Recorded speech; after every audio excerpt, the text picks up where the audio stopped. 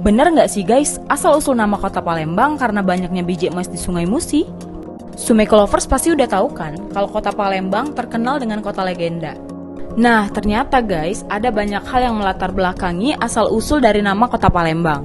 Salah satu cerita yang paling melegenda yaitu tentang kisah cinta Pangeran Cina Tan Bun An dan Putri Sriwijaya Siti Fatimah. Untuk membuktikan keseriusannya, Pangeran Tan Bun An membawa Siti Fatimah ke Cina untuk menemui kedua orang tuanya.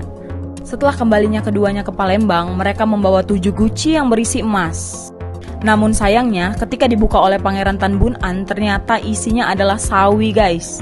Karena merasa kecewa, Pangeran Tan Bun An membuang semua guci ke dalam sungai. Guci ke-7 ternyata memang berisi emas dan terlanjur terjatuh ke dalam sungai. Karena merasa menyesal, Pangeran Tan Bun An lalu terjun ke dalam sungai dan disusul oleh Putri Siti Fatimah. Namun sayangnya pasangan sejoli tersebut hilang.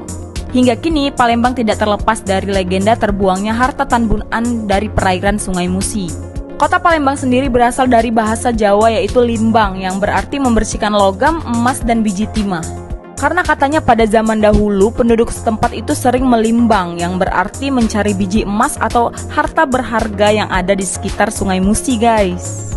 Ada kata pa dan limbang yang digabung menjadi Palimbang, di mana dalam bahasa Jawa berarti tempat limbang atau mencari biji emas. Nah, itu dia asal-usul nama kota Palembang. Gimana nih menurut Sumeko lovers? Komen ya.